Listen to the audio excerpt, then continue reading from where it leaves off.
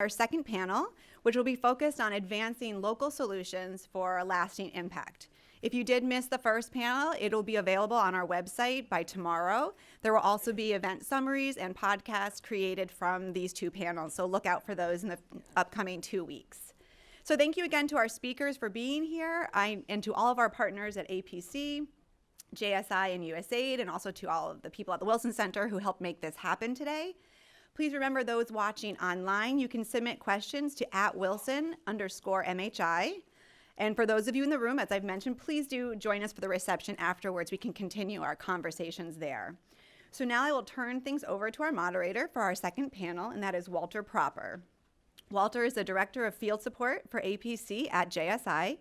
He is involved in program and strategic planning, including collaborating and partnering with governments, NGOs, donors, and academic institutions. Walter has 30 years experience and has worked extensively in family planning, reproductive health, HIV/AIDS, tuberculosis, malaria, and essential medicine systems improvement. Thank you very much for being here, everyone in the audience, for all of our panel, and to you, Walter. Thank you. Thank you, Sarah.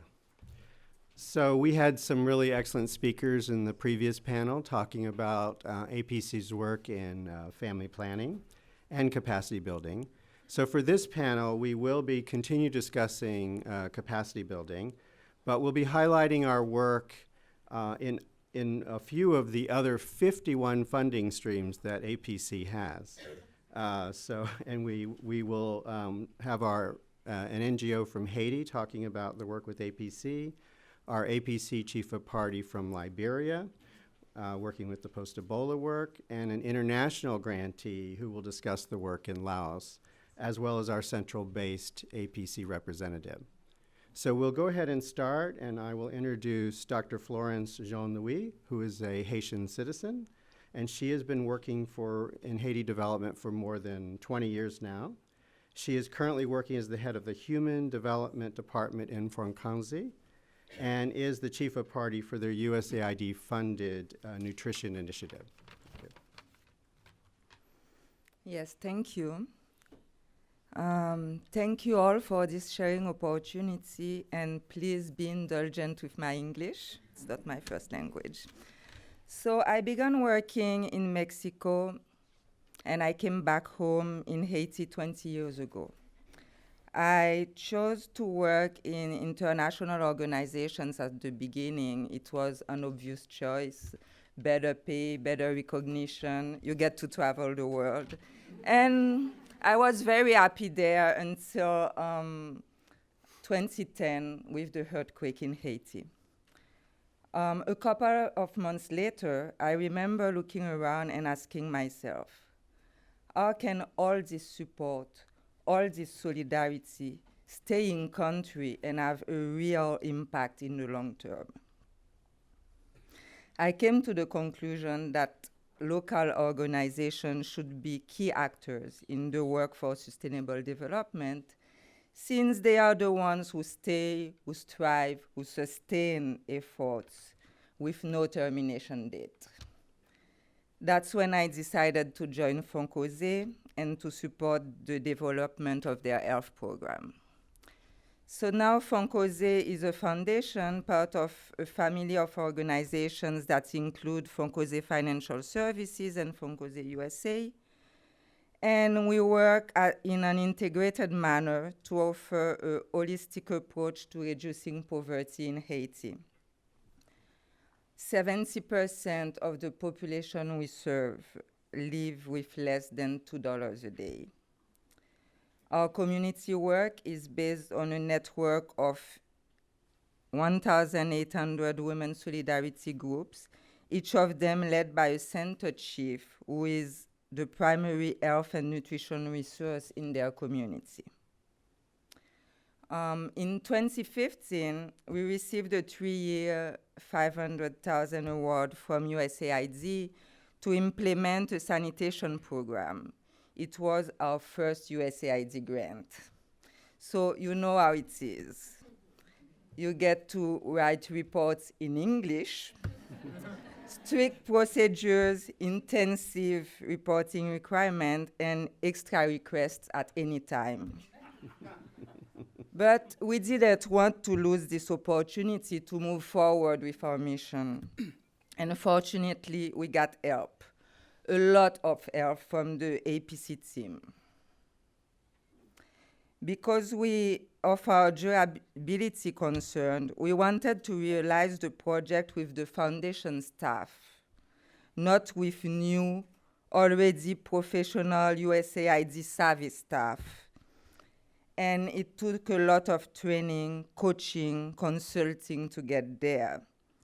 APC helped us with high-quality training in various components of project management, like supervision, monitoring and evaluation, strategic planning, report writing, data management, and so on. Our sanitation project has now ended and served 239 communities with a community-led total sanitation strategy. One of our successes was that the percentage of children with diarrhea dropped from 40% at the baseline to 4% after the intervention. This success put Foncosé on the path for a bigger USAID grant, for which we competed against international organizations, and won. With the support of APC, we put our systems on track. We passed the due diligence and the pre-audit process, and we were in. A lot of stress, a lot of pressure from everyone to succeed, as this was the largest grant awarded to a local organization by USAID in Haiti. We were going from managing a $500,000 grant to an $18 million one. So this program Action is our nutrition initiative. It's a 5-year program that will decrease the number of women and children under age 5 who suffer from malnutrition. Our strategy, based on volunteer work from the center chiefs, guarantees durability beyond project timelines. We are now in the 3rd year, and we have already impacted the lives of more than 1 million persons and saved the lives of over 4,000 children. APC supported us for 2 critical years. We would have liked them to be able to continue longer, but in this little time, they helped a lot.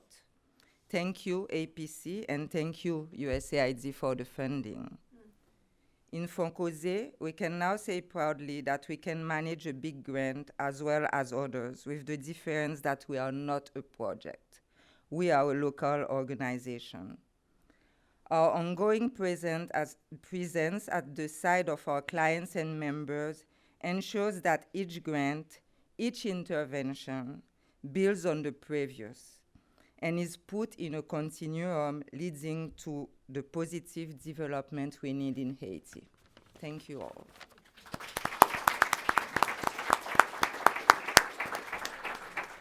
Thank you, Florence. So next I will introduce Dr. Rose McCauley, who is a physician and a public health specialist. She has more than 25 years experience in clinical and public health practice. She is the chief of party for the APC program in Liberia. Good morning. It's still morning, right? Nice to be here, and I thank you for the invitation. As many of you know, Liberia was one of the 3 countries that was most hit by the 2014-2016 Ebola crisis. As a Liberian public health physician and head of the USAID-funded or USAID flagship health project, I was one of the first responders.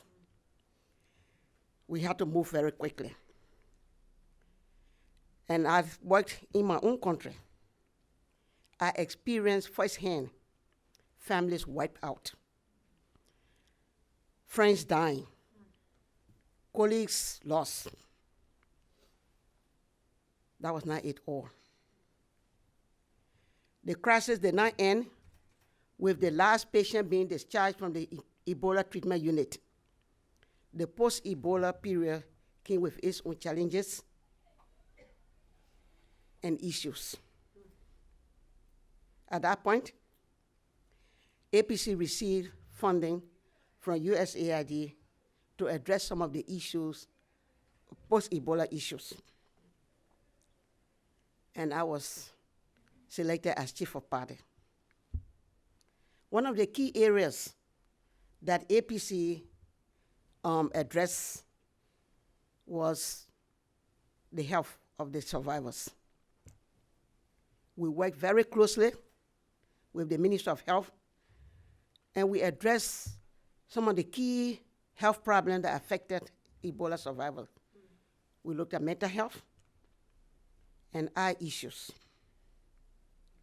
We were very involved in developing the national survivor care policy and strategy, which then became our guiding document for the implementation of the APC project.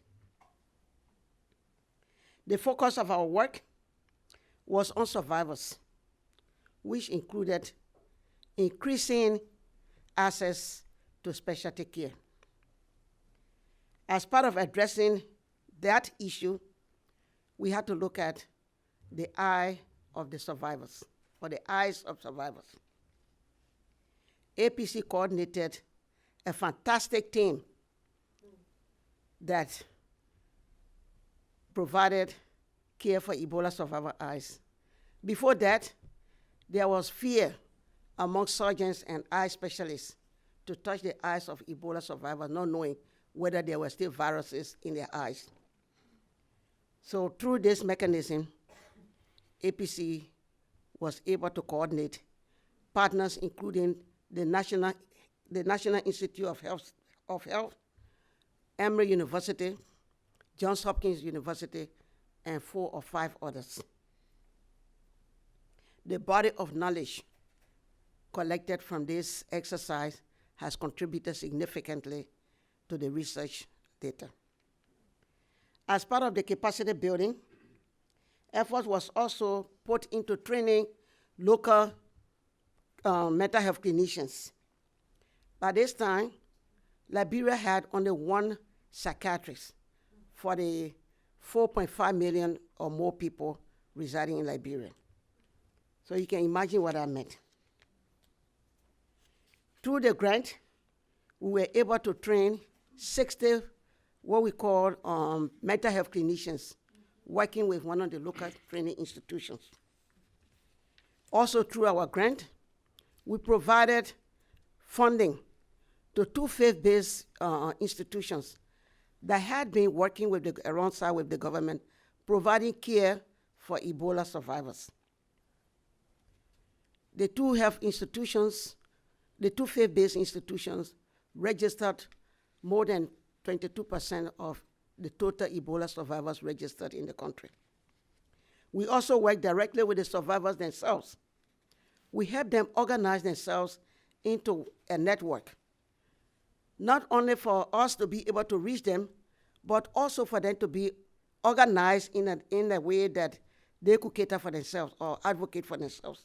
So we help them organize themselves in what is now known as the National Ebola Survivor Network of Liberia.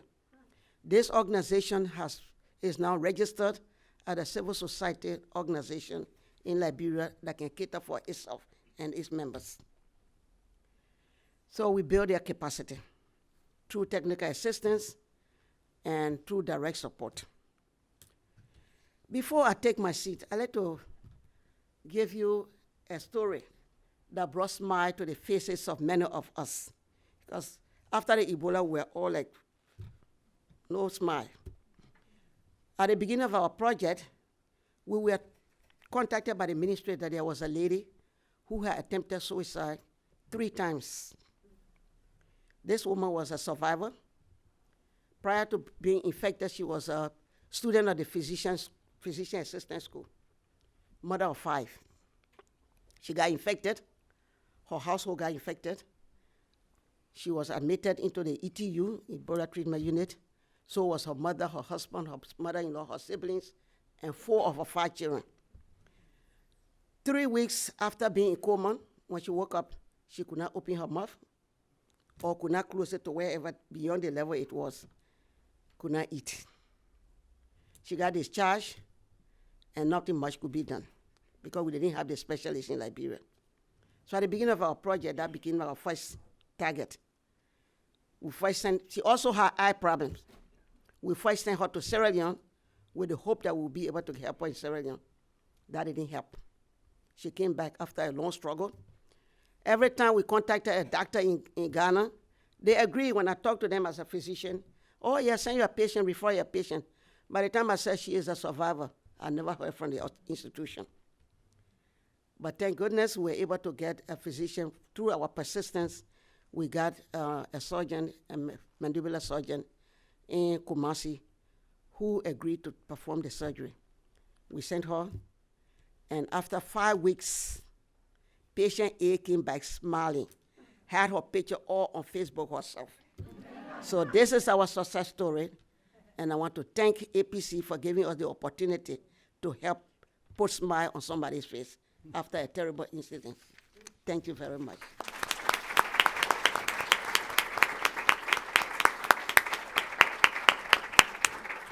Thank you, Rose. So definitely a nice way to end kind of a massive tragedy for a country story.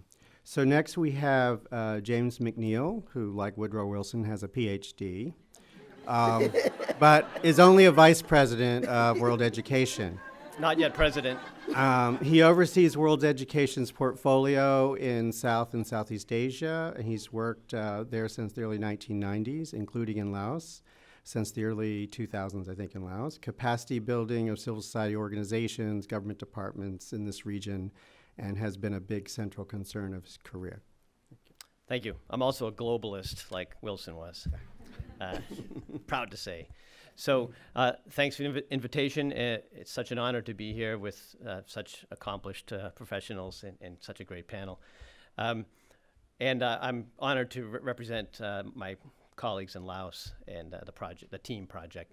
So I'll just start with a story. The country of Laos, during the Vietnam-American War in the 1960s and 70s, became the most, per capita, the most bombed country in history. And the United States left behind about 80 million submunitions that came out of cluster bombs that were in jungles that at the time were uninhabited. 30% of those cluster munition bombs did not detonate at the time. So they've become a continuous source of danger and have caused a lot of injuries and suffering and death in Laos. 20,000 people since the end of the war. So the United States has stepped up to the challenge of making amends and reparations, and my organization, World Education, has been involved in this effort for the past couple decades, assisting victims and providing awareness and education and training. And the United States also pays for some demining, removing of unexploded ordnance, UXO. So I'll tell you a story of a young man named Kutsong, and I believe his picture will probably be up at some point. He was a farmer in a remote part of Laos, 19 years old, with a hoe in hand, goes out into the field, goes to the edge of his field, goes just beyond to expand it to grow more corn for his family. His hoe hits a cluster bomblet, which is called a bomb B or a submunition. That detonates, that's the last he remembers. This is in 2016. And he ends up in a hospital in Vietnam, which is the nearest hospital, and with an infected leg, which eventually has to be amputated in Laos and Vientiane in the capital. He falls into the depths of despair. At 19 years old, he feels like his life basically has been finished at an early age. An organization called COPE, Cooperative, Orthotic, and Prosthetic Enterprise, was a sub-grantee of the team project. COPE provided a prosthetic leg and some medical rehabilitation assistance. And you can see good timing. You can see him there with a smile on his face. Suddenly, his impairment is no longer an impairment because he's mobile again, and he can't believe he can walk. So this is a project that the team project, which stands for Training, Economic Empowerment, Assistive Devices, and Medical Rehabilitation, was implemented by World Education in Laos. We were a grantee of APC. This project was funded by the Leahy War Victims Fund, and that's why we focused on victims of UXO, like Gu Zhong. This is just one example, and just to tell you a little bit more about TEAM, it was a grants program by and large with technical assistance attached. So we gave out $2.7 million of grants in almost 3 years to 16 subgrantees in Laos, 10 of whom were local nonprofit associations. And we also worked with the government, providing them TA for a policy development and strategy around disability inclusion. So we have the amount of people that have been injured by UXO is relatively small compared to injuries and disabilities caused by other causes. So we worked a lot with those as well. So my second story has to do with a young man, a 28-year-old man, who was climbing a telephone pole. This is him, that's Salva. He was working for an electric company, and he, at the top of the pole, wearing his flip-flops and his cap, probably didn't take the right precautions, and he got a big jolt, fell off 50 feet to the ground, presumed dead. He was rushed to hospital, and it turned out when he came to that he was paralyzed from the second lower half of his body. His wife and child, young child, had to move away because they just had to deal with coping with the realities of raising a young family, and he could not help because he was desperate and having suicidal thoughts. So this is a situation that's just a multifaceted disability that's intellectual, emotional, and physical in a place where very little support is available. There was a nonprofit association called Quality of Life Association that we work with. World Education helped found it in 2011, and they work locally in the district where Salva sustained this injury. So this was 2016, just as we were about to roll out the TEAM project, and QLA was one of our grantees. And their charge was to work with UXO victims, but they also were interested in expanding to disabled folks due to other problems. So we provide, with the resources and technical help that we provided, the QLA was able to adopt Salva as a case in their case management system. They gave him a lot of attention and psychosocial support, got him back on track with helping him with assistive devices, like you saw a tricycle in the photograph that was manufactured in Laos, locally appropriate. You can move around on uneven surface throughout the village. With that, he has mobility again, so his disability now is not the impairment that it once was. So, and the QLA provided him with training in economic empowerment by helping him learn how to raise small livestock to sell locally in the market. So he is back on track. His wife and child come back, and yeah, not everything's a happy ending, but at least he has a chance now at leading a productive and happy life. So that's just an example. I mean, I think the stories of the individuals are of course, they're touching and they're strong, they're powerful. But it's a local organization, the QLA and the COPE and the 15 other subgrantees we had. Those are the ones that we're going to look to ensure that these kind of services are provided, on a sustainable basis going forward. So I'm glad that World Education, with the assistance of the TEAM project funded by APC, was able to make a contribution to a sector like this in Laos. Thanks. Thank you.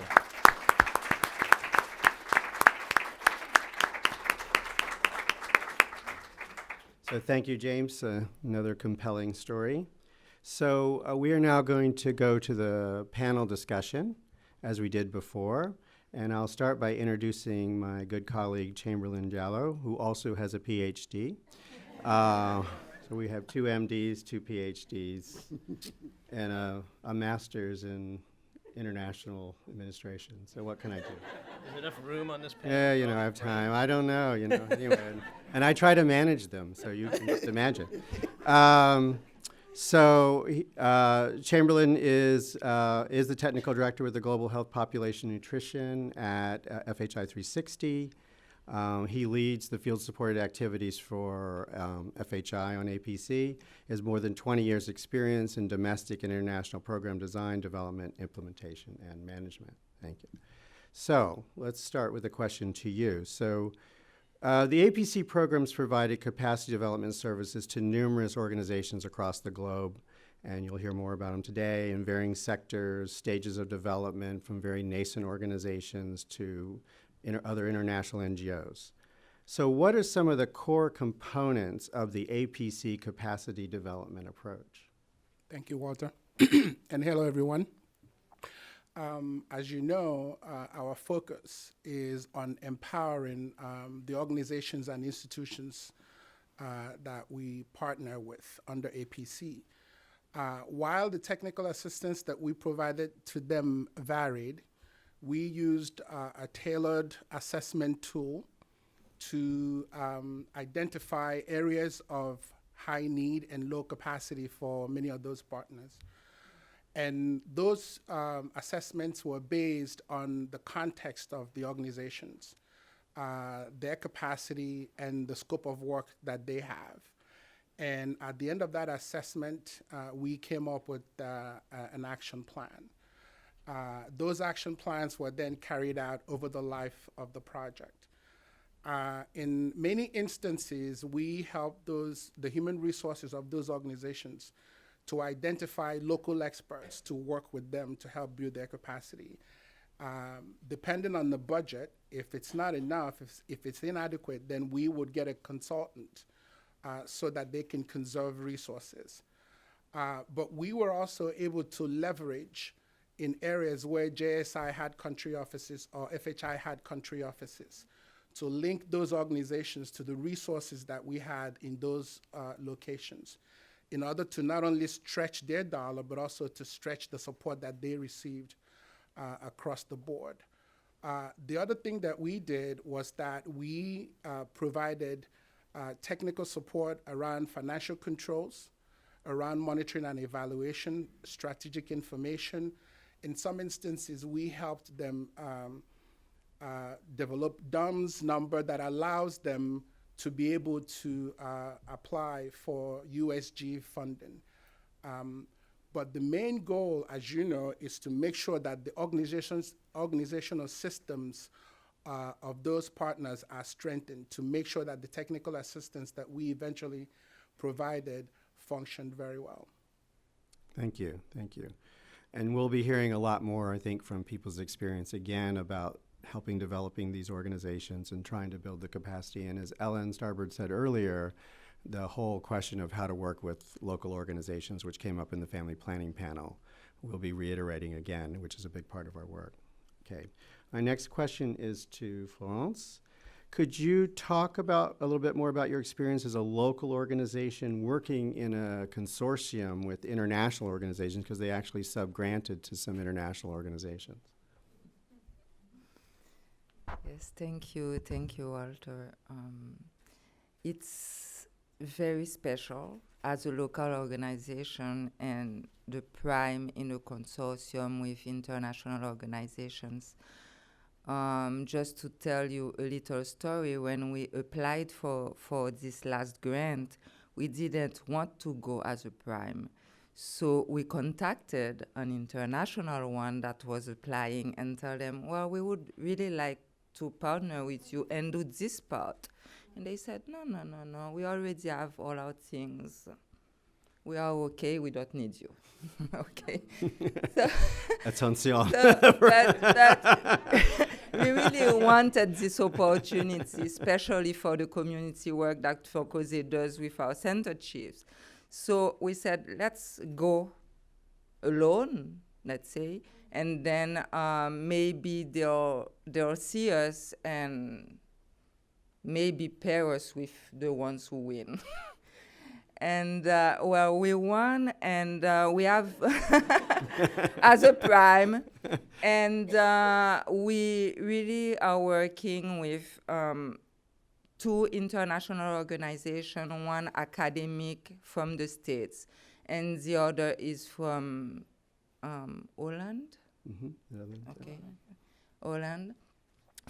And they bring very specific expertise because, you know, we know our limits also, and we know that each time that we want to serve people with this holistic approach, there are things that we cannot do. Nobody can do everything. So whenever we don't find the expertise, it's a natural movement to look for the partner that can bring this expertise. And at the beginning, especially with internationals, it was like, okay, we will try with them, but at the end, it's like a work between professionals, and it went very well. For the local partnerships, it was, we are really committed, as APC did with us, to really develop their capacities to manage grants, not because they are not experts, because they are experts in what they do on the field, but there is this other expertise that we lack often, is to manage all these administrative and management issues that are required from big donors, and we don't have the experience in that. So we are really committed to canalize this kind of help to the local organizations we've partnered with. And then it works, it really works normally.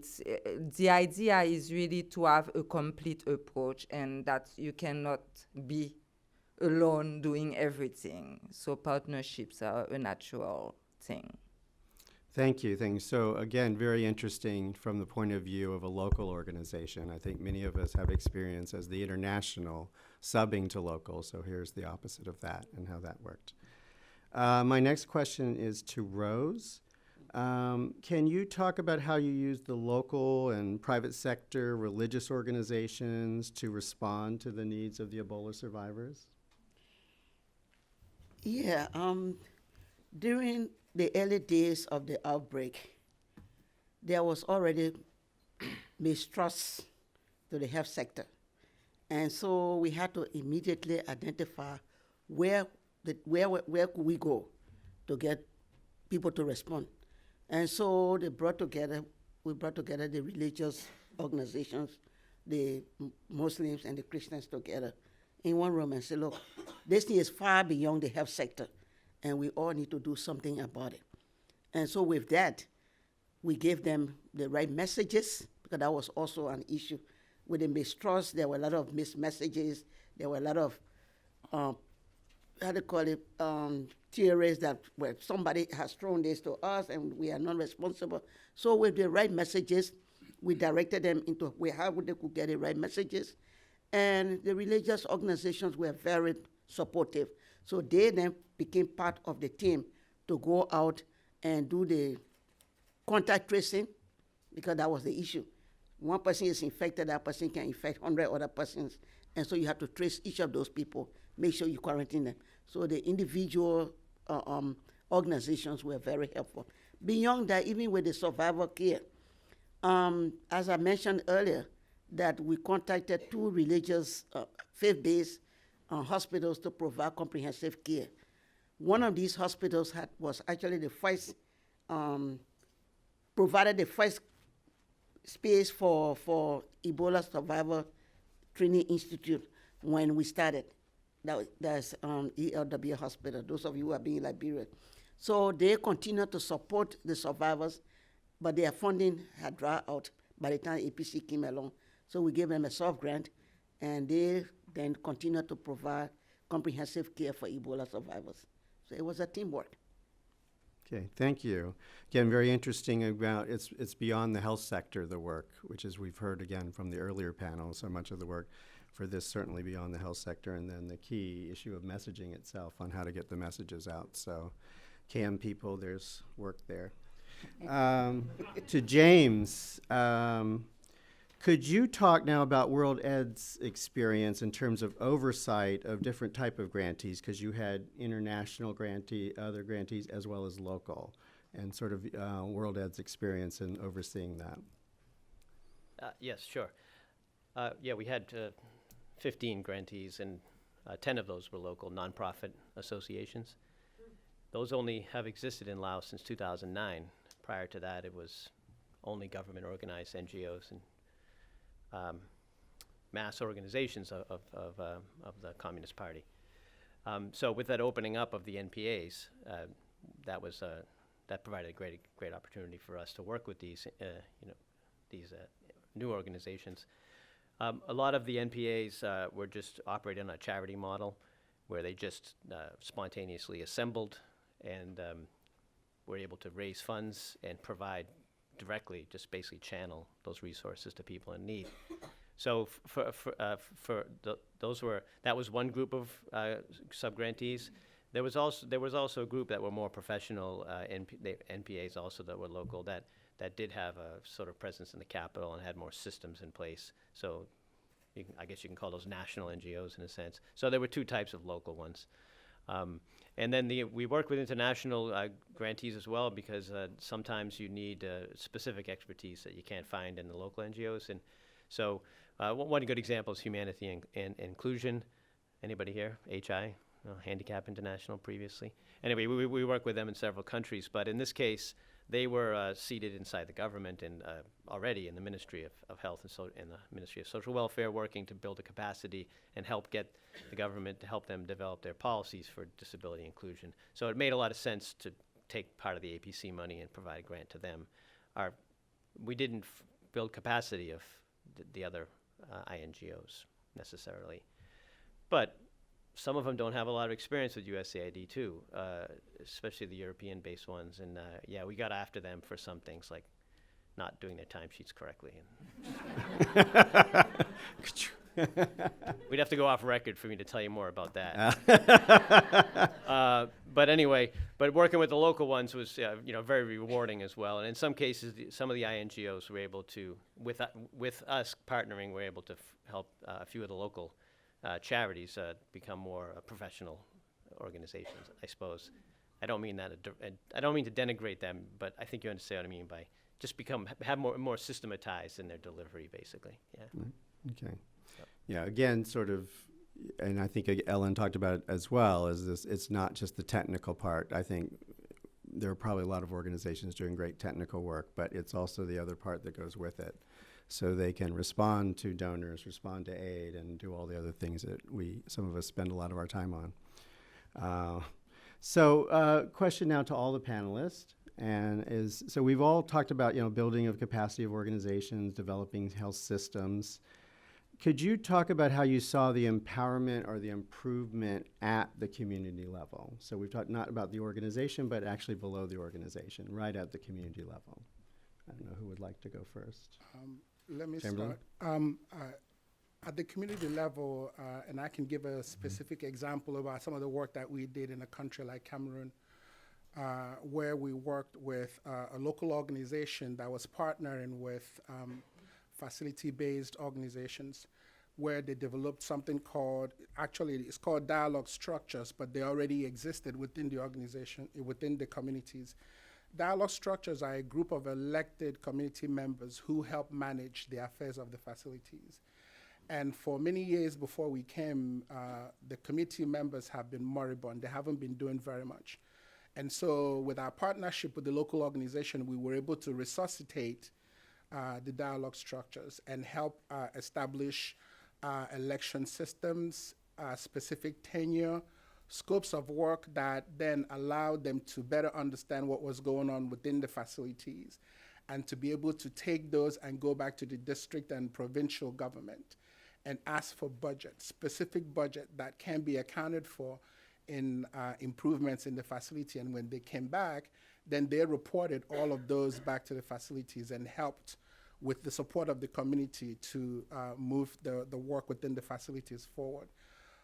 So we had specific examples where neighboring communities saw what was happening with the dialogue structures of the other community, and they went and resuscitated their facilities, mobilized a community member to cut the grass that had grown to head high, and got support for people to come in and paint and donate furniture. And the organization that we work with then appointed healthcare providers to staff that facility and get it started again. And within 2 days of opening, they had a birth within that facility. So great. So the empowerment at that local level actually helping the facility grow and develop and be able to function better. That is Thanks. correct. Anyone else want to add? Yeah, our work Actually, our work was focused at the health facility level and at the national level with working with the survivors. But we found ourselves having to engage communities when survivors were facing problems within their community through stigmatization, where a survivor came to us and said, look, I'm being asked to move from this community because I'm a survivor. So we had to intervene. But so we knew that we couldn't go to all communities, so there were a few members of our team who have been used to working at community level. So we put a team together to always go to the community, first meet with the community leaders and assure them that these individuals, although they are survivors, they are no longer harmful. They are our brothers and sisters who were here yesterday. They have no other place to go. They have to continue to live within this community. And the community leaders sort of found that this is true. I mean, we cannot sit back and have our community members being thrown out of the community. So in a number of communities, we're able to intervene and get the survivors remain within their communities instead of being thrown out of the community. So again, before we had resuscitating these groups, this was sort of getting these community leaders to lead. Right. And to help in this crisis. Yeah, great. Yeah. Others? No? I think these are both great examples, and I think the empowerment, aside from the individual stories of people that are whose lives are improved, there's a lot of that happening, but it's really the linkages that didn't exist previously that are now there, and often a local organization like the Quality of Life Association that I mentioned earlier, they're a catalyst that helps create these linkages. So an individual who may be stranded in a village who can't get anywhere and has problems, and they're in a country where there's one psychiatrist, same as in Liberia. She's on our staff. Not the Liberian psychiatrist. No, They need the her. Lao one.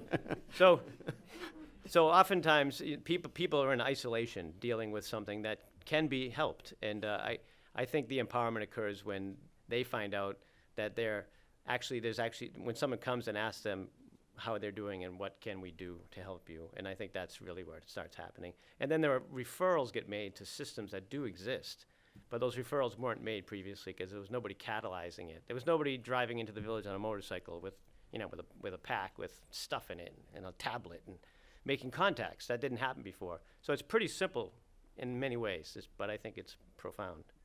Again, empowering the local community, communicating with them to raise up the issues and move on. Okay. So another question to all the panelists, and the second part of our overall theme today is about the journey to self-reliance, which you've already heard about. So from your own perspective in your countries or your organizations with whom you work, where do you think your country or organization that you've been helping with is in terms of the journey to self-reliance? How self-reliant are they? Well, let me give it a try. Our organization that we work with is the Ebola Survivor Network. A year ago, I would have thought that, okay, without APC support, this organization would crumble. But with the election of new code of officers who are less aggressive, who do not feel as empowered or as entitled as the previous administration, who was accusing everybody, they are actually on a journey to succeed. Just before I came, they had a meeting with the minister. They wrote a very nice letter inviting me to their office to go and meet with them to discuss how we can transfer the data of the survivors to them so that they can use that to know how to engage other donors. So I think, although we had difficult time and challenges with the previous administration, I think the current administration is actually up to ensuring that they continue to survive. And so that, I would think that with what we did, although we thought we were doing, or they made us feel that we were doing nothing, but they actually gained from what we did, and they are in the position to self-reliance. Excellent. And actually asking for data and to use data, which also is on the road to self-reliance, that is kind of a key growth indicator in terms of that organization moving forward. That's great. When the previous panel raised this issue, I was talking with some of my colleagues back then. My senior colleague said that it's called the journey to self-reliance, not the sprint to self-reliance.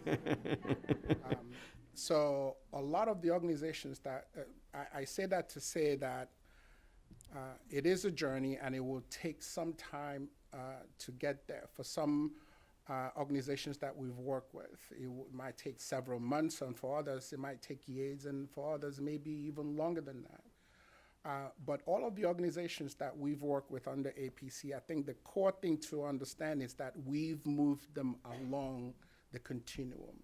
We've moved them forward from one step to the other. I recall some of the work when we started in Papua New Guinea, that many of the local partners that we were supposed to work with did not even know how to apply for an RFP that is put out by a USG. So we had to go in and do multiple trainings in order to just get them the DUNS number so that they could become a registered entity with the capability of applying for funding from the United States government. And the last time that we checked, we trained about 15 of them, and 12 of them received their DUNS number. That number may vary by 1 or 2. And out of that 12, I think 2 of them have applied and received funding. So they are moving forward along the continuum. There are organizations that we had that did not have an M&E officer, but not only did we help them identify M&E officers, we had training for more than one M&E officer within those organizations that have now learned skills, including data visualization, that they've turned into compelling presentations and gone as far as doing abstracts in international conferences. We had an organization that was, for lack of a better term, a one-woman show, because she was the CEO, the CFO, the everything within the organization. And through our support and collaboration with her, she's been able to not only identify core senior members of our staff, but now have a board that oversees the work that she's doing. So it is a journey, and our task over the last 5 years or so has been to move them forward along that continuum, and I think we can credibly claim on the number of fronts that we've done that. Thank you. Yeah, I think APC has some real examples of organizations or some who've become organizations and who are now getting funding from their governments, from aid, and from others. So, but I think, again, it is that journey of where they are and where they start. And it continues to be more than technical. It is the whole organization development piece that we worked a great deal on and we talked about before. Yeah, it is definitely a journey, but learning all of those things is not even enough, even after you have the DUNS number, after you win an RFP.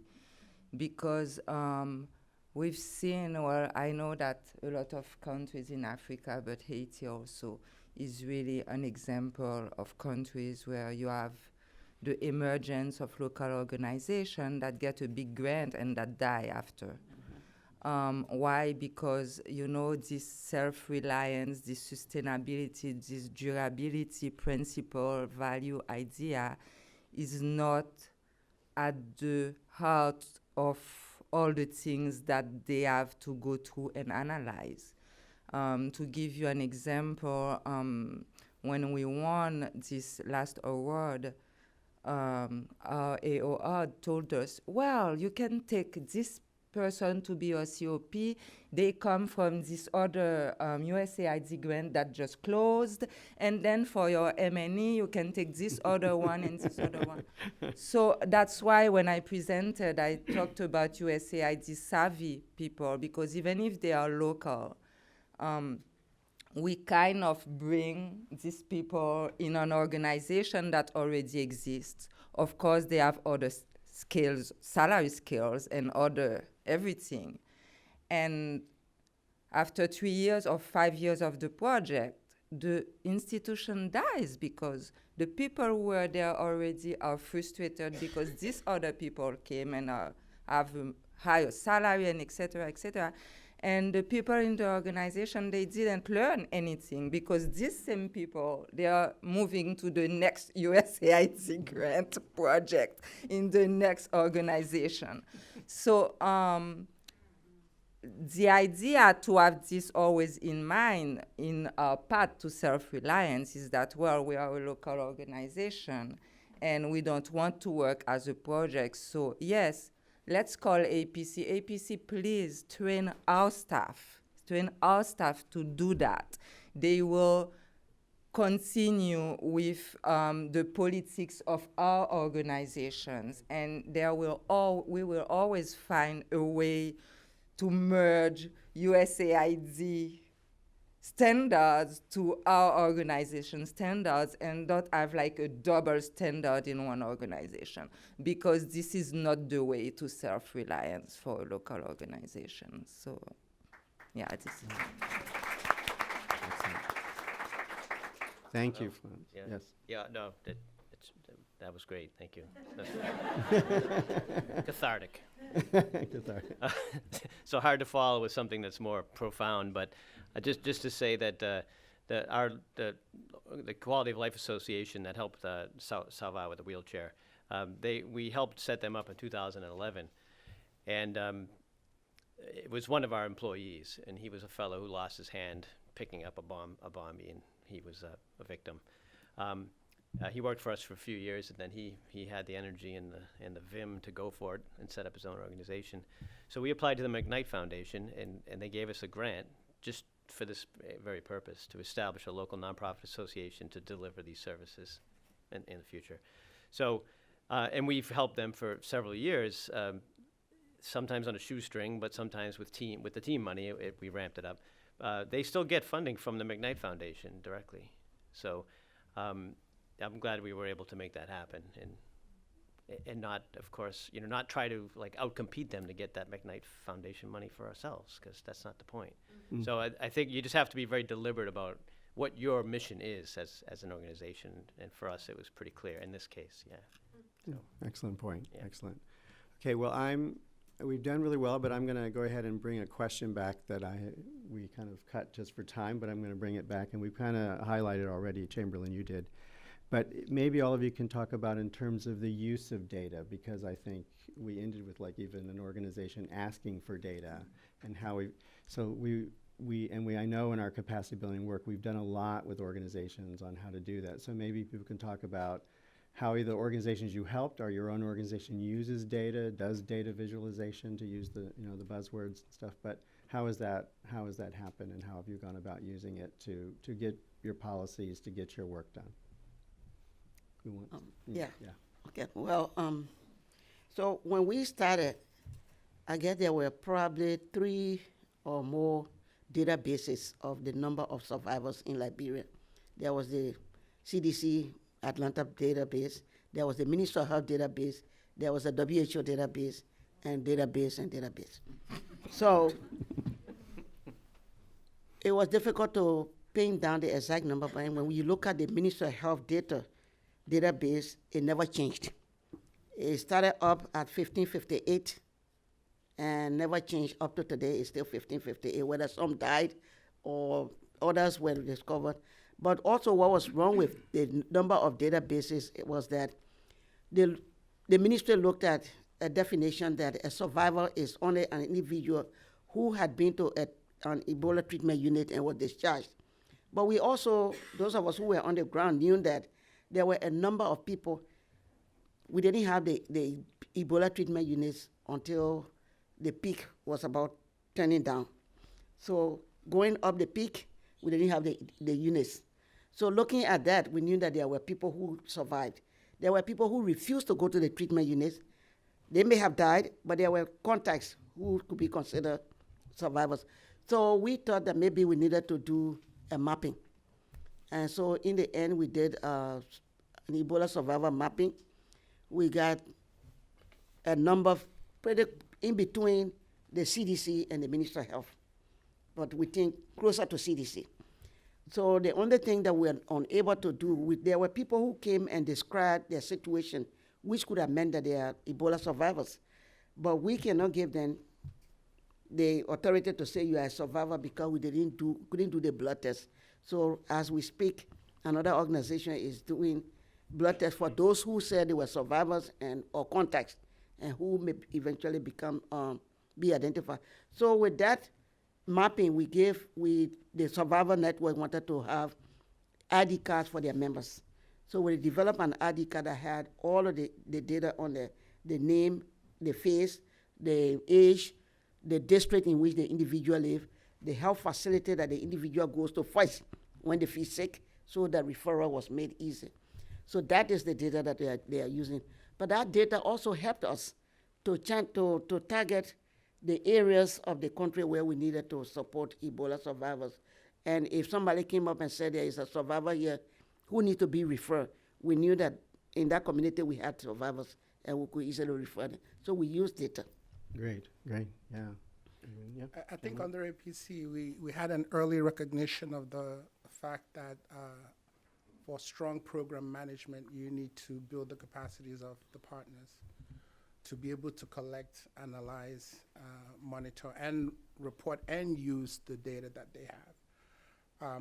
Many of the organizations, when we started out, had people who collected numbers but did not know how to interpret those numbers. We had organizations that did not have qualitative data analysis skills.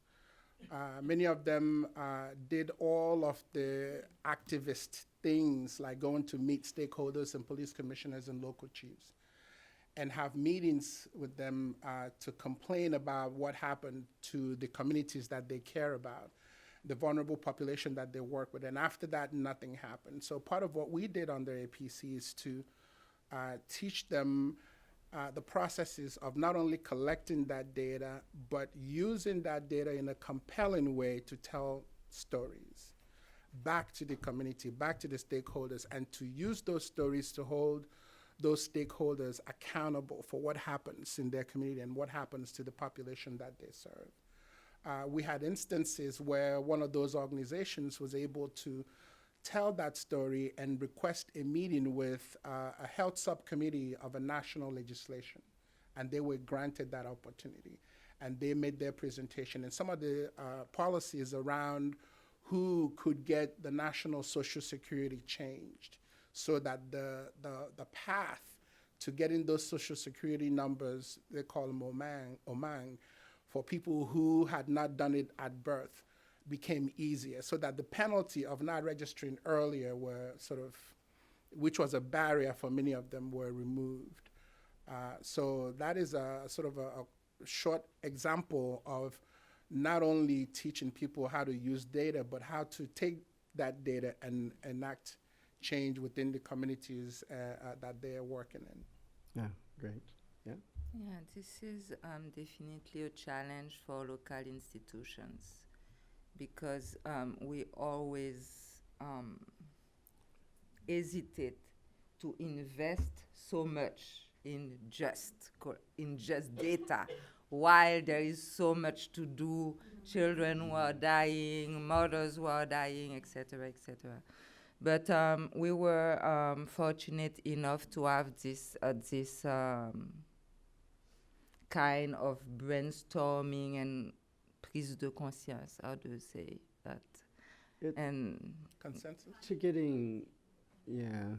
yeah, to get the idea that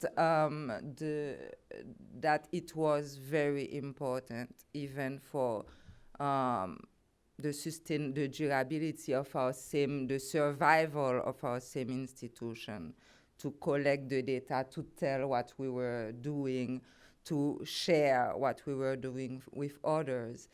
And overall, and maybe it goes back to the questions that I did not answer, to give feedback to the people we serve.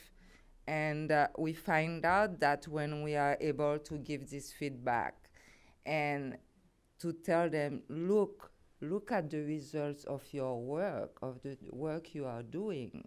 Look where it's taking us. Look how positive, etc., etc.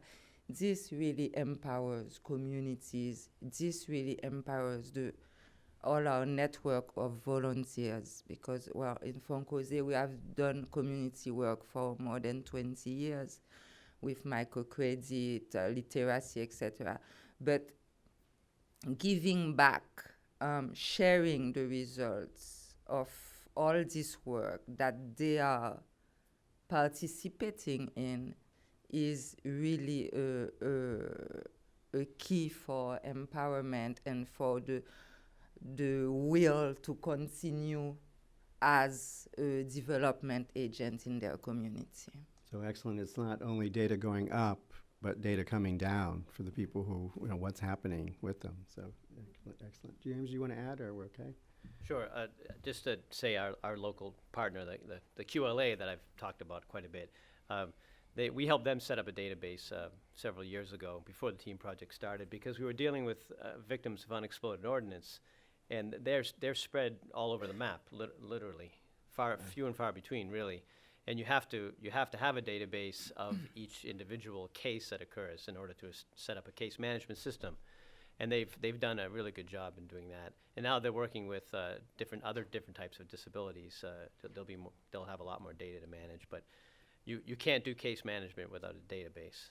And rehabilitation requires a process of managing a case, not just providing a cure to something. So it's a long-term process. So I think the local groups we work with are very receptive to this, and very savvy too. I mean, compared to just a few years ago, I think, because as they get graduates kind of rolling out of college, these younger folks are ready to roll on it.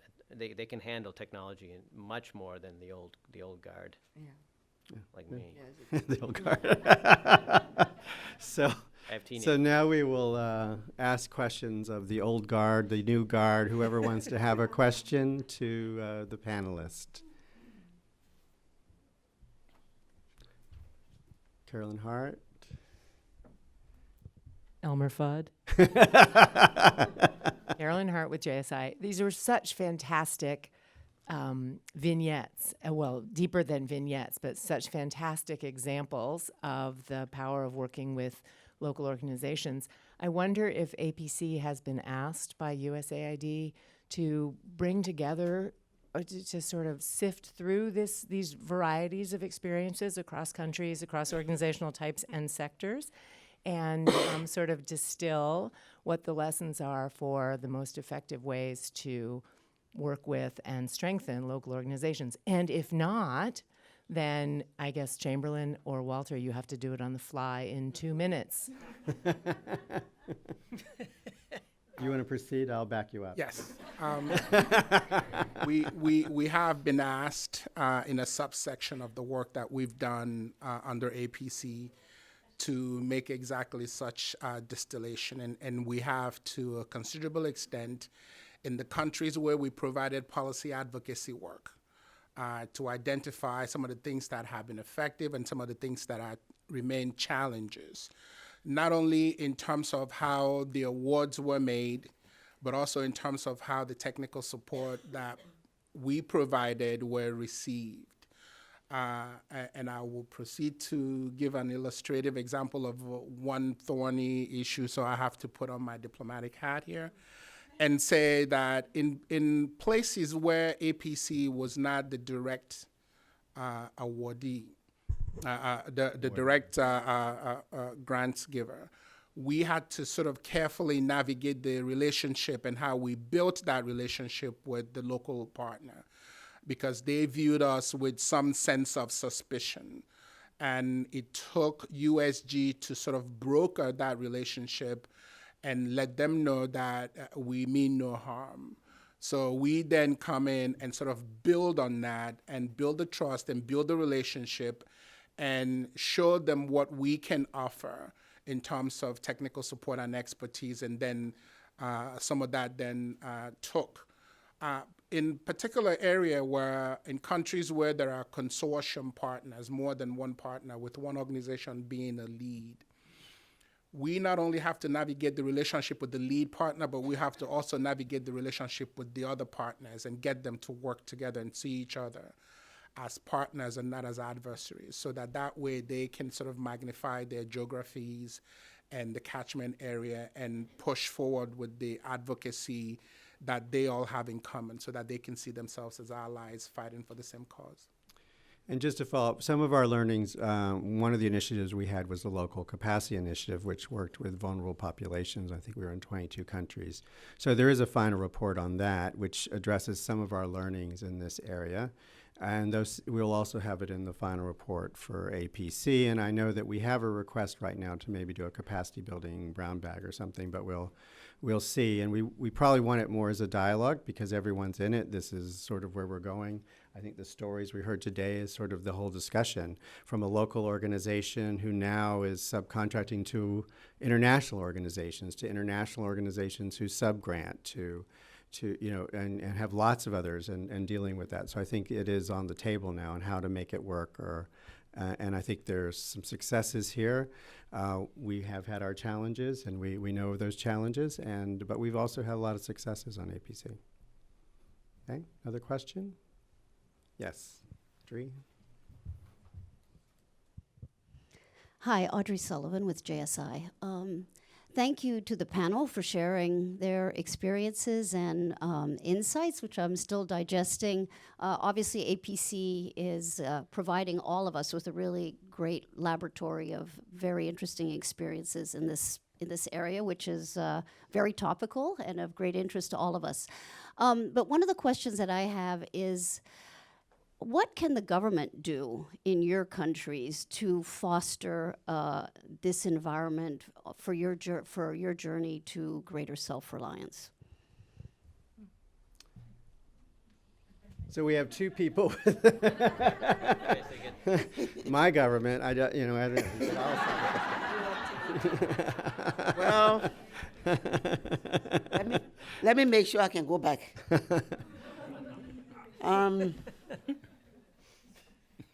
I guess the hope was that the various government agencies had a part to play in the support of the Ebola survivors. Unfortunately, in my country, that did not happen. And even the secretariat that we were asked to support for 2 years, and that they will become part of the Ministry of Health. As a result, we allowed them to recruit the individuals on the team, and we only provided the salaries for them for the 2 years. Only one of the 4 was absorbed in the ministry. And only because that individual was already on government payroll and later moved over. So it would have been a good thing. And I think, whereas in the other 2 countries, I think there was a little more support to the Ebola survivor program by their governments than we experienced. So I'm not sure what will happen with this. And maybe that's a very good reason why it was important for the survivors to come together and form an organization that is now a civil society organization, because that support has not been coming directly from the government. Okay. What else did you want to say? This is a really tough question. I'm not sure I have the answer. I cannot presume or say that I have the answer. But, well, each country is specific. Haiti has its specificity, and right now, no big stability or to sit back, maybe, and reflect on that. But of course, it's what we say all the time. In the national budget, we should have provisions to foster the autonomy of local organizations. That's one. We should. And also at the government level, there are normally in all countries structures for the coordination of aid and support. Some of them work better than others.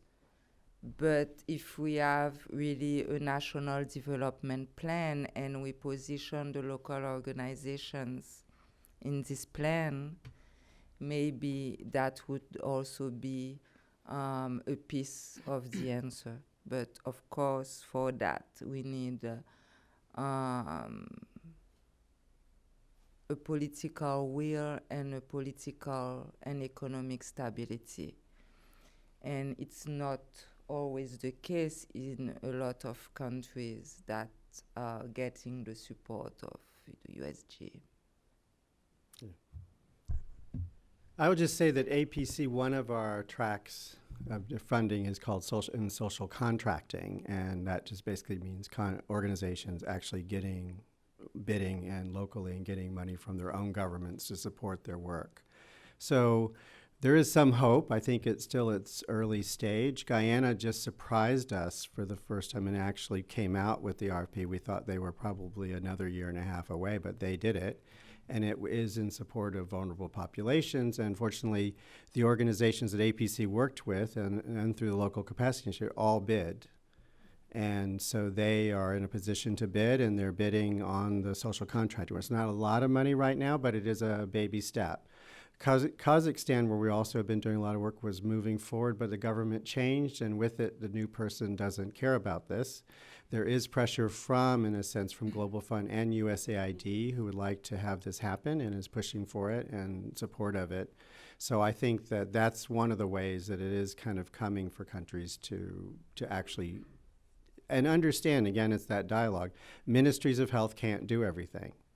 And in some cases, those little organizations, just like for us, they're better placed to do the work. They know the people, they are the people, and in many cases, they can really do the work better, but they need the support and the funding, and hopefully where APC came in is some of the technical support on how to manage their money and do it right and manage their organizations. Other questions? I think we're doing fine. Yes? Hi, I'm Ethan Merother with FHI 360. In full disclosure, I work on this program, but my question is for Florence, who I did not work with, so I hope that's okay. I found your talk particularly compelling, Florence, and given that there's many local partners globally that will soon be in your shoes, what are some of the key things that you wish you would have known prior to receiving your first direct U.S. government-funded program? In other words, what advice would you have for other local partners? Don't do it. But no. Turn back before it's too late. No, it's not turn back before it's too late. No, definitely not. Because it does help a lot, and but we don't realize the intensity of the administrative requirements that come our way with this kind of grants. And I would really advise them to look for counselors, to coaches that help them to all this revolution, we can say, in our organizations. It's a revolution because we have so much more paperwork to do, so much more rules to follow, so much more papers to sign, that we are not trafficking persons, that we are not dealing drugs, that we are not, So I sign one of those every week. and it takes time. So in terms of staffing, principally, I would say that we need much more human resources that we think we do at the beginning, because of this extra time and effort. As I said before, it doesn't mean that we have to import professional USAID service staff. but staff We're that will available. learn. We are available. They are always available because when one grant opens, it's because another one closed. So, yeah, enough stuff to transfer all this knowledge, transfer all of this, and to share as a team all the work that has to be done. I think that this is the major challenge. Good. Were there any online? Oh, yes, question from Thank you. Hi, I'm Pamela Wyville. I've retired from USAID a year ago, and I had worked, I led the New Partners Initiative, and so some of this is my fault. IPR and working on local solutions, and was just recently helping the HIV/AIDS local partners team. And we had a panel of local partners come in December and say, tell USAID what you'd like to say. So following on from Amita's question, I was going to actually shift it from the past. The previous panel was like 7 years ago, this is where we were at. And I was going to challenge you and say, where do you see yourselves, your country, capacity development in 7 years' time? What's your ideal world? And what are the top two to three things that you think are critical to get you there, excluding government issues and government requirements? you two are on the hot seat.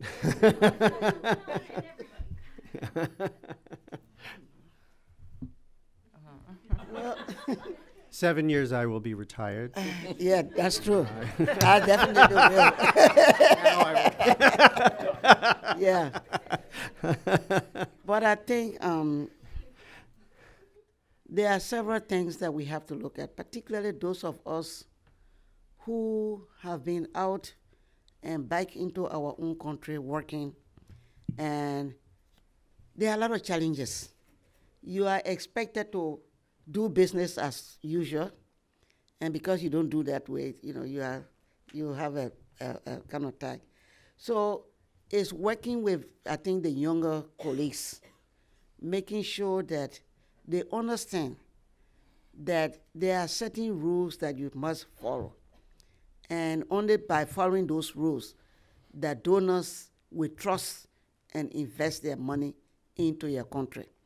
Unfortunately, this is not an easy task. It doesn't always happen. So 7 years from now, my dream is that there will be a little more integrity within the young population than we see. And I'm not saying this because I'm biased to the young, but it's because people think that it's fast moving. So what do they need to do? I need to move quickly. In 7 years, I need to be able to buy a house, to put up a, it doesn't work that way. And that's the message that we continue to preach. So our dream is that people will believe in integrity and honesty 7 years from now.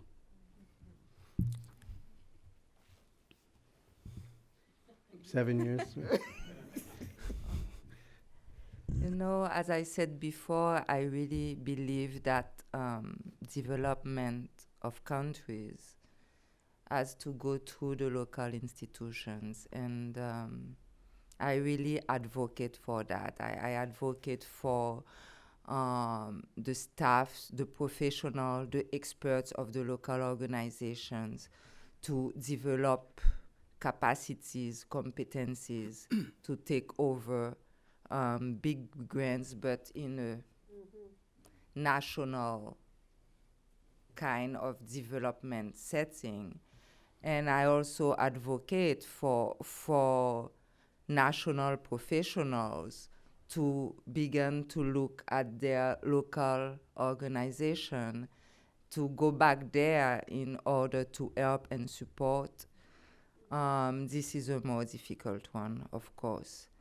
But it's really, if we go through there, that in 7 years, maybe we can think about a network of local organizations getting technical, financial supports from other experts all over the world, but working within a 20 years plan for development, for example.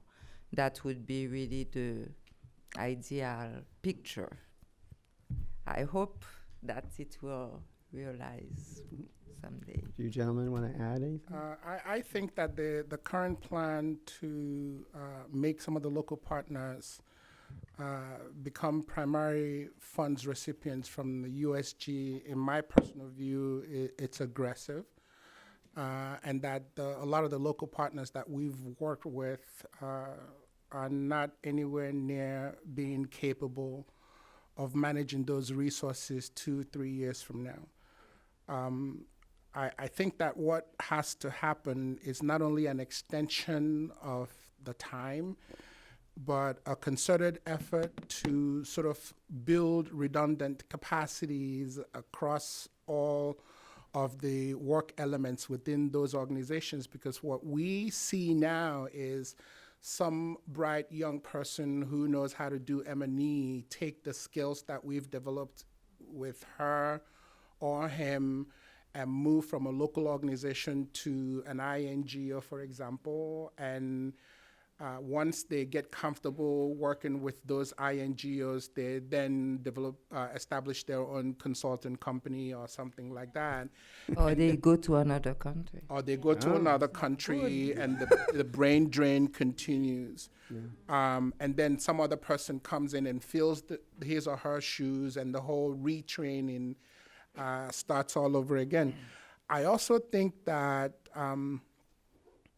the bilateral donors have to strengthen the relationship that they have with country governments, so that those country governments are compelled to sort of have skin in the game as a requirement for, say, for example, USAID involvement in a particular work sector, and have a third entity outside of those governments manage those funds. Because in a lot of instances, those funds will disappear with the existing administration if they're not carefully managed. And then that reputation sort of makes everybody tepid in reinvesting in that sector or with that government, and we continue this cycle of underachievement in development. Yeah, just to add that, based on what Chamberlain's saying, it made me think that I remember USAID Forward and the point of building the capacity of local partners so that they can get USAID funding. I've seen several of these that we work with that do not get U.S. government funding now, but they get funding from other places, right. Including their own governments, which is what you mentioned with social contracting. So I don't know how to do this. The nuts and bolts of it are probably pretty gnarly, but how can USAID supported projects help build the capacity to get funding, to diversify the funding of local partners, not just for USAID? Right. But I think this is not easy. It's not easy. And I would USAID say is very specific. Some of APC's work was that, and we were helping them. And of course, as we know, every donor comes with their own requirements of how to do things. And even the international organizations, we're trying to figure out how to bid to Gates or the Dutch or the Germans or the EU, much less AID. So then we're giving advice back to some little organization. I think, you see the eyes roll back in their head trying to figure out how they are going to manage this. And so I think it is a big challenge as we do it, but as we do have successes and we do have organizations, and I know under APC we have organizations who've applied and successfully now gotten Global Fund money. So it's possible. So there's hope there. Yeah. Okay. Is there a burning last question, or yes? Hi, I'm Kathy Fox from Palladium. This is just something that I've been thinking about, and so it may not come out terribly well formed. But I think when you're talking about diversifying sources, you also have to talk about diversifying the kind of funding so that organizations have the flexibility to invest in the human resources, to look for more grants, and to be able to diversify their funding streams. Because if everything's project-based, then how do you actually get those people there to ensure the sustainability over time? Oh, sorry. I thought Dr. Jean-Louis could probably address that. Sorry to make sure. I'm sure you agree. Yeah, I do. It's a great comment, but I can tell you that in Foncoze, being a multidisciplinary Excellent. development organization, yeah, we have challenges with that. We have various sources of fund. It was the first time with the USAID, but we do receive European funds, Swiss, Canadian. We did receive, and a lot of private funds, you know, families who give 5,000 a year or. But yeah, the idea is really, if we're talking again about sustainability, since it's what is really close for me, is that the local institution, we know what we want. We know our population. We know that they have holistic needs. I mean, it's not the reproductive part of the person only that we are looking at, but we are looking at the whole person. So they don't have only this need, family planning, for example, but they have other needs. And that really, to address poverty and reduce poverty, we really have to address all these needs. So our idea is that we have a strategic plan, and we have a plan to address holistically poverty. And we take the work against malnutrition. Yes, it works. It comes right into our plan because we have to, malnutrition is a big problem, and but at the same time, while we work with children with malnutrition, we have the possibility to develop livelihoods. We have the possibility to work with mothers of these children for family planning, and this is how, on a same population, we are able to attract various funds. And it's not easy because, of course, there's the administrative part of it. If you are in a car that was bought with USAID, you cannot put another kind of staff who is not paid by USAID to go do another kind of work on the same person.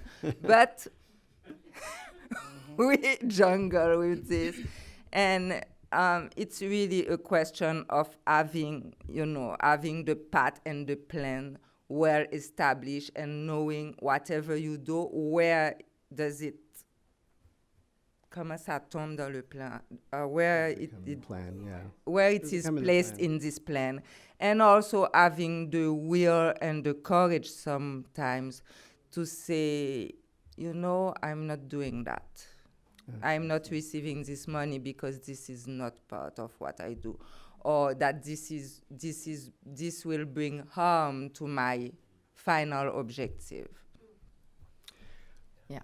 I think that's a great way to end, and sort of the future, the possibilities, the successes. I want to thank all the panelists for an excellent job.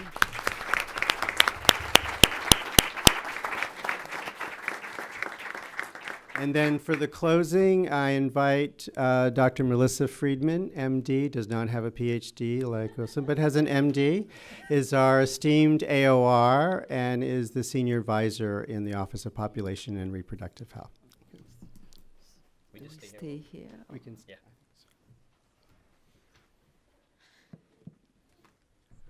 So I think my first response and reaction is, wow. And I think some of that is I'm really incredibly honored to be able to lead this project, but it's really not my leadership. It's really the leadership of the team behind me, and the incredible work that has been able to be accomplished by this project is because of the many people who've been involved.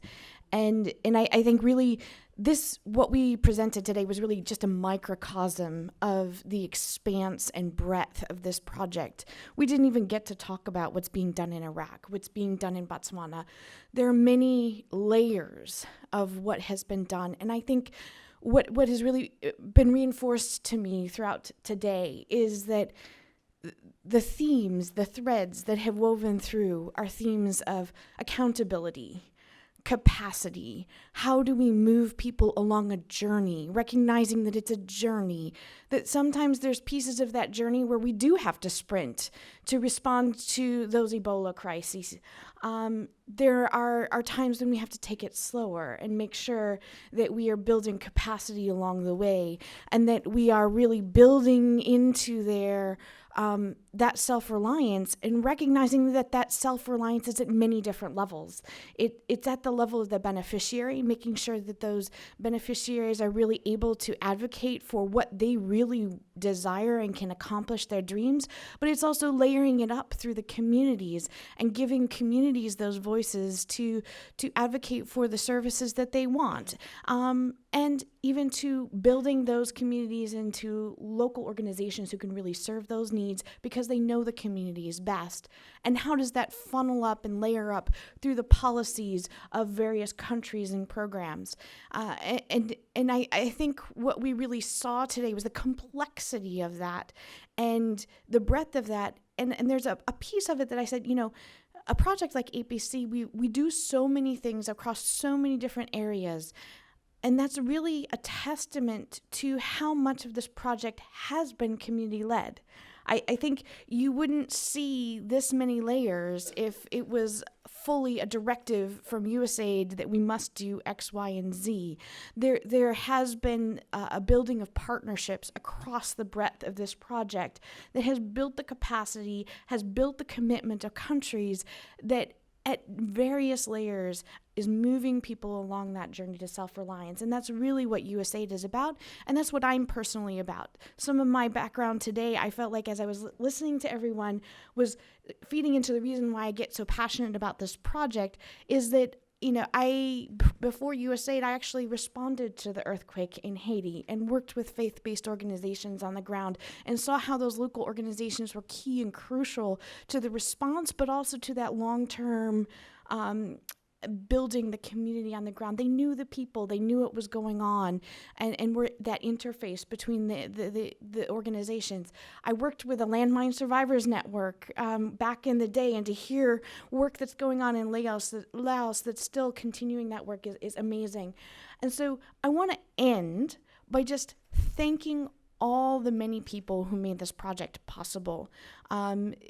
It truly took communities and partnerships to advance communities and partnerships, and there are too many people involved to acknowledge everyone. But I also wanted to acknowledge some of the other support structures that we had at USAID, including Alana White, Nasir Rasamazuman, and Amy Utello, who were part of the project management team in the past and currently, who have really made this possible, in addition to Liz Creel, Walter Chamberlain, all the rest of the very eloquent speakers that we've had today.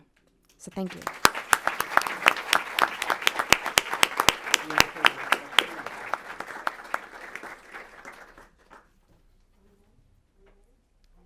We're not ready. We're ready. Nobody's hungry yet. So I just wanted to invite everyone to our reception across the way. We also, I know my stomach is rumbling, and I'm sure other people would be interested in something to eat and drink. I also would draw everyone's attention to the 2 tables with materials. And we also will be showing a video loop of some clips from across our projects.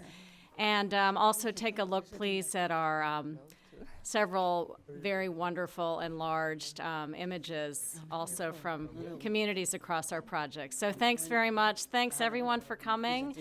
And really appreciate your time and attention.